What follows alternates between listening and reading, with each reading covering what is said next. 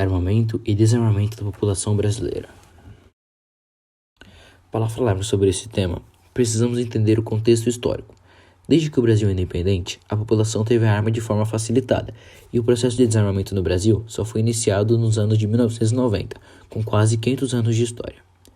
Em 1954, os primeiros episódios envolvendo arma de fogo surgiram no Brasil, com a morte do segurança do jornalista Carlos Lacerda, que desencadeou uma série de crises no país, pois a ordem do tiro veio do guarda-costas de Getúlio Vargas, então presidente da República, que logo após o acontecido se matou com um tiro.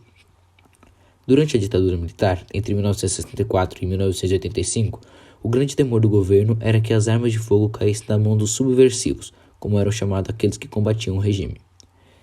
Em 1970, o terrorismo organizado elaborou um programa de ações que envolve assaltos, invasões, emboscadas, tática de ruas, greves, dissersões, roubo de armas, munições explosivas e etc. Estopim do desarmamento. Já nos anos 80, os índices de criminalidade urbana explodiram no Brasil.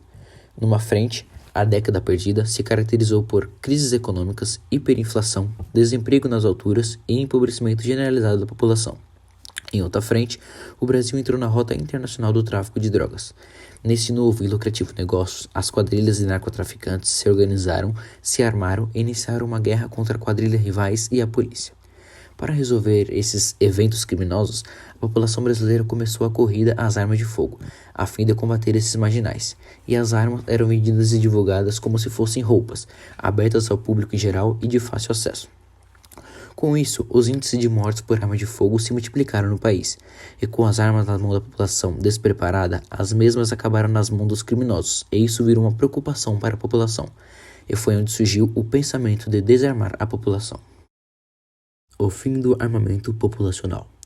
Vários projetos de leis foram feitos, mas eram geralmente deixados de lado, até que ONGs como Viva Rio se mobilizaram para a criação de uma lei a favor do desarmamento, mas os parlamentares reagiram mal a essa ideia.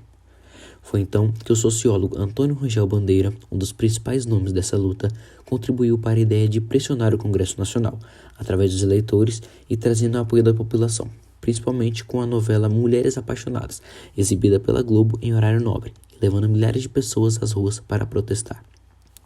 E com todo esse movimento, em 2003, foi aprovado o Estatuto do Desarmamento, pelo Senado junto com a Câmara, e começou o processo de desarmamento no Brasil, que constituiu em que a população desenvolvesse suas armas, clandestinas ou não, que foram destruídas em público.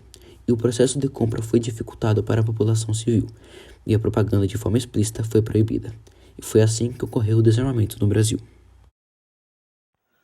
A volta do debate sobre o armamento. Claro que desde quando o armamento acabou, existem seus apoiadores que não desistiram da ideia. Em 2016, o tema volta a âmbito nacional, desarmamento e armamento da população, onde Benê Barbosa, ativista e especialista brasileiro em segurança pública, e Martim Almeida Sampaio, presidente da Comissão de Direitos Humanos da OAB, realizaram um grande debate, tendo ao alcance considerado viral em sua época. Mas quem são esses indivíduos que participaram deste grande debate em 2016? Benê Barbosa é atuado nessa área desde a década de 1990, em especial em relação ao direito constitucional da autodefesa, por meio do direito civil à posse e ao porte de armas de fogo pelos cidadãos brasileiros. É autor, junto com Flávio Quintela, do best-seller Mentiram para mim sobre o desarmamento, e presidente da ONG Movimento Viva Brasil, e é bacharel em Ciências Jurídicas e com especialidade em Segurança Pública, Armamentos e Munições. Martim Almeida Sampaio. Atualmente é conselheiro seccional titular pela Ordem dos Advogados do Brasil, por 2 gestões consecutivas, presidindo a Comissão de Direitos Humanos de São Paulo. Atua na Comissão da Verdade criada pela OAB de São Paulo, composta por advogados e juristas que defenderam presos políticos durante o regime militar. Assumiu a vice-presidência da Câmara de Comércio do Brasil-Uruguai no período de 1992 e 94. A ascensão do porte de armas. Em 2018, guiou-se mais força o tema, com até então candidato à presidência do Brasil, Jair Messias Bolsonaro, onde sua campanha consistia em combate à corrupção e a volta do armamento da população. No referendo de 2005, o povo decidiu que quer ter o direito de comprar armas e munições. Assim disse Jair Messias Bolsonaro em 2018. Em outubro daquele ano, 2005, os brasileiros foram às urnas para responder à pergunta: o comércio de armas de fogo deve ser proibido no Brasil? 63% dos eleitores votaram não. Assim, os brasileiros votaram pela manutenção do comércio desses artigos. De acordo com o Estatuto, em vigor desde 2003, só profissionais que trabalham com segurança pública têm autorização para portar armas. Aos cidadãos comuns é permitida a posse de armas, mas elas só podem ser utilizadas em casa ou no local de trabalho. Eu quero fazer valer o referendo de 2005. Tem que ser respeitada a vontade daquelas pessoas que decidiram por ter o direito à posse de arma de fogo. Assim disse Bolsonaro em 2018. A situação atual do porte e da posse de arma no Brasil. Desde 2004, mais de 800 mil novas armas foram legalmente vendidas no Brasil, segundo dados do Exército obtidos pelo Instituto Sou da Paz via Lei de Acesso à Informação.